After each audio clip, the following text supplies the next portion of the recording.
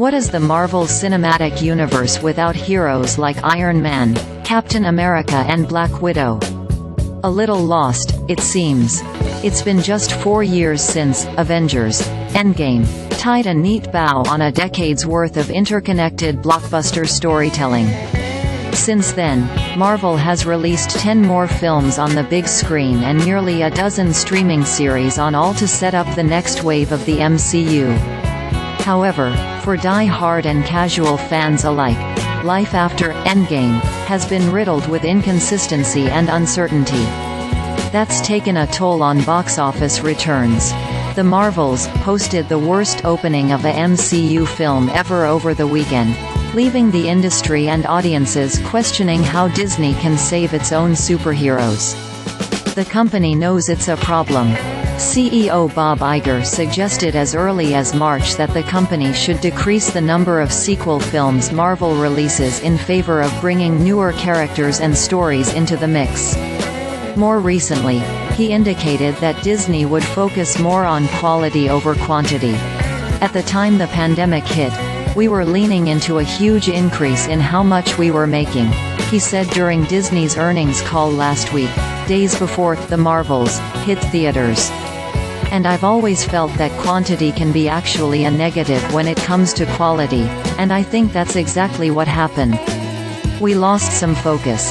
The company will also need to figure out how to make the most of popular characters, like the X-Men, Deadpool and the Fantastic Four, joining the MCU after years of fan anticipation.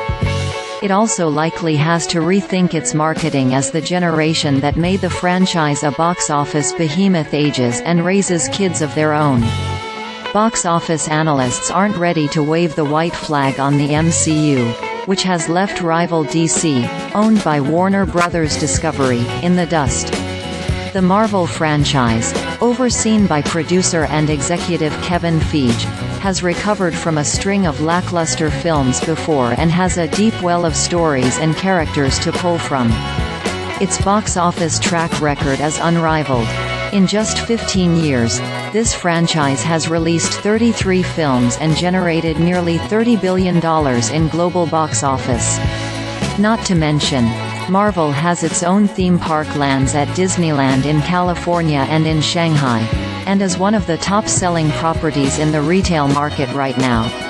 A less is more approach is exactly what the MCU needs, and given the longer duration between films over the next few years, said Paul Dergarabedian, senior media analyst at Comscore. And with a renewed corporate emphasis on quality over quantity, fans should truly be excited for what comes next for this never-to-be-underestimated brand that has provided so many fantastic movie-going experiences over the years. Representatives from Marvel Studios declined to comment.